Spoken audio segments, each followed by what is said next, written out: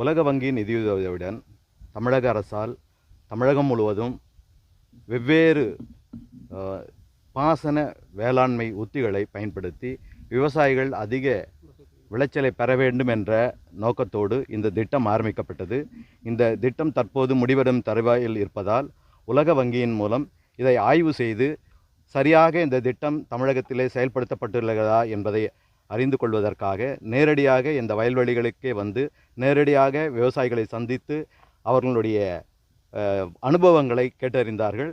அவர்களுடைய கருத்தின்படி இந்த ஆழியார் பாசன பகுதியிலே நெல் விவசாயத்தில் விவசாயிகள் சிக்கன நீர்ப்பாசன முறையை பயன்படுத்தி நீரை சிக்கனமாக பயன்படுத்துவதோடு மட்டுமன்றி அதிக விளைச்சலை பெற்றிருக்கிறார்கள் என்பதை பதிவு செய்துள்ளார்கள்.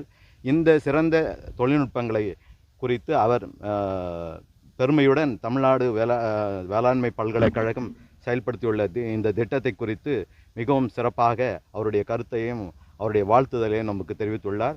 தொடர்ந்து இப்பகுதியில் உள்ள விவசாயிகள் இந்த சிக்கன நீர்ப்பாசன முறையை பயன்படுத்தி நீரை மிச்சப்படுத்துவதோடு நெல் சாகுபடியில் அதிக விளைச்சலை பெற வேண்டும் என்று தமிழ்நாடு வேளாண் பல்கலைக்கழகத்தின் சார்பாகவும் உலக வங்கியின் சார்பாகவும் கேட்டுக்கொண்டு விடைபெறுகிறேன். நன்றி.